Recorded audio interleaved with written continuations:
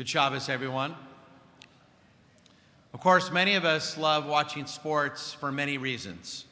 It's a perfect escape from our busy, everyday, stressful lives, something to be excited about, a reason to gather our families around the TVs or spend our hard-earned dollars for seats at our sports arenas.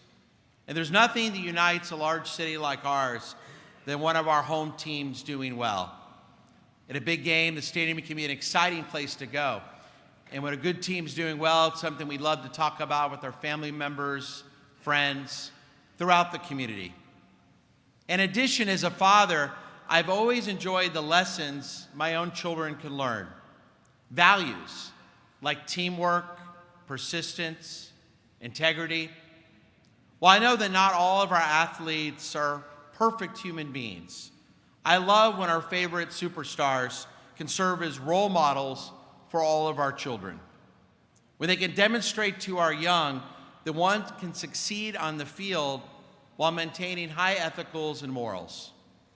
That you could succeed the right way, through teamwork, through persistence, and with integrity.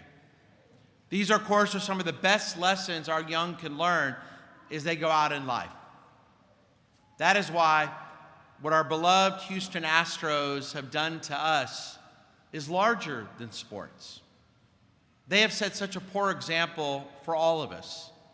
And by doing so, they failed our city, they failed us, and most importantly, I believe they failed our children.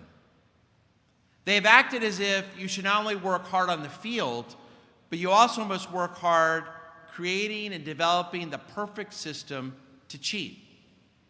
And now I believe more than ever, we must speak with our children about what happened. I believe they need to hear from us, to remind them just how wrong it is to lie and to cheat and to be dishonest. Here are some points I'm making with my own teenage children. Number one, no one can deny that cheating happens in sports, and especially in baseball. Cheating in baseball has been around as long as the sport was developed over a century ago. And some have suggested that the Astros shouldn't be so criticized and so severely punished because other teams also cheat. I find this rationale pathetic. Everybody is doing it is no more an excuse for professional athletes than it is for our own children. Is there anything worse than when your son or your daughter or your grandson or your granddaughter, their excuse for getting into trouble is, Mom, Dad, everyone else was doing it? When I would try this excuse with my own parents, my parents would respond with the infamous words, if your friends were jumping off a bridge, would you do it too? And even though I swore I would never use this line with my own children, I've responded with those same words to my kids way too many times. Why? Because it's so true. No one wants their child to grow up to become an adult who justifies his or her unethical actions because everyone else seems to be doing it. A truly honest athlete would never use this excuse, just as a truly honest person would also never use this excuse. In a day and age in which more and more of our young are reporting that cheating is out of control at their schools, in a culture that too often we see that dishonesty and taking shortcuts and trying not to get caught is the way that we see again and again in entertainment and in business and in sports, it's even more important that we emphasize to our young that they should never use this rationale, that they have to cheat in order to compete. Instead, we expect more from them. We expect them to rise above the deceit. As our tradition often teaches us as Jews, she'ein anashim hishtadel liot ish. When there are no worthy persons, strive to be a worthy person. Let us remember that many of our Astros coaches and players were far from being worthy. Instead, they took the easy way out. They went along with the crowd, doing what they knew to truly be wrong. There's a second lesson I'm sharing with my children. As the Astros' disgraceful actions didn't stop there. Once the cheating began, the Astros lied about what they were doing in order to cover up their deceptive practices. Lies piled upon old lies. How often do we do the same? We justify a lie because we plan to do it just once. What's the big deal, we tell ourselves? We think one lie won't hurt anyone. But over time, we often have to lie again and again to cover up previous lies. And from there, more and more untruths to cover up previous untruths. As Pirkei Avot teaches us, one mitzvah leads to another mitzvah, but avera goreret avera. One sin always leads to another sin. We see it too often. Politicians, movie stars, athletes, the years of deception overshadow their original mistakes. There are countless examples. Remember Lance Armstrong? After he initially lied about using performance-enhancing drugs, he worked very hard to cover up his deception. And once the dishonesty began, Armstrong became a world-class liar who was able to carry on his deception for nearly a decade, until it was discovered that his entire career was built on lies. And ultimately, his reputation was forever destroyed. The Astros reminded us that even just one falsehood has the potential of taking us down a very dangerous road. Can we remind our children that one lie almost always leads to another one, especially at this point in their lives? According to the latest in brain research, the human brain is not fully developed until the age of 25. And I know most parents probably already knew this. But the news gets even worse. The prefrontal cortex part of the brain, the part responsible for impulse control and planning, is the last part of the brain to fully develop. Just our luck.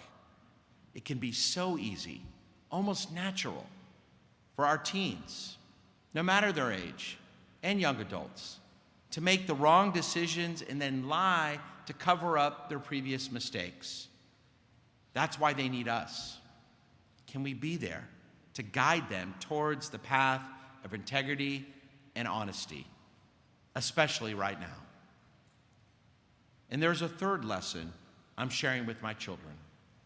Some have actually tried to defend the 2017 Astros because of the happiness and the morale boost they brought to our city after Hurricane Harvey. Yes, no one can deny that the Astros helped thousands across our region who had lost livelihoods and living rooms find solace in rooting for their home team. At the time, we all appreciated, even those of us who could care less about baseball, we all appreciated what the World Series win did for our community. The Astros did lift our spirits. And yes, I'm sure most of the players who cheated did it for their own personal statistics and paychecks. That was their justification. But perhaps some Astros players and coaches also rationalized the cheating in order to win a championship for a city like ours who had not won a championship in so many years, and especially after Hurricane Harvey. Before we cringe at the thought, let us honestly ask ourselves, do we do the same thing in our own lives? Do we tell ourselves, I know that I'm doing something wrong. I know it's not right, but it's for the greater good. I know I might be cheating a little bit in my business, but I need that money for the greater good of sending my child to the best school or the best camp. I know I'm lying to my friends or a family member, but it's for the greater good. In the end, they'll understand. It's for the best, that they don't really know the truth. We think of the good. We concentrate on the good that will come from our work and from the lies, while too often purposely forgetting the wrongs we're committing to get there. And too often we do a really good job justifying our unethical actions and our lies by convincing ourselves that they're necessary. My friends, no matter the results, an untruth is an untruth, deceit is deceit, and unethical actions are unethical no matter the end, no matter the reason, no matter the justification. The ends should never justify the means. God forbid anyone, especially our children, learn from the Astros' example. Because if we want our young to remember that records and winning are great, but character counts for a lot more, then we should tell them that even with all the good the Astros brought to our city, that can never justify the cheating. There are too many other extraordinary athletes and teams who have also succeeded without having to cheat. This week, we have again been reminded the good that is accomplished never erases the wrongs that are committed to get there. It's fitting that this week's Torah portion, Shmot, deals with names, a Shem, a name. And the rabbis remind us again and again, it's often emphasized in the Jewish tradition, that the most important thing you and I have is not our money, it's not our homes, it's not our cars. The most important thing each of us have is a Shem Tov, a good name, our reputations. And those reputations stay with us in this world, and then when we pass from this world, they stay with our young and with our legacies forever. They stay with those who will come after us years after we're gone. The Shem Tov, the reputation, is the most valuable thing we have. Unfortunately, years from now, decades into the future, when we look back upon the 2017 Astros, we'll think less of the World Series because we'll first think about the cheating scandal. Isn't that a shame? The reputation of our beloved baseball team forever destroyed.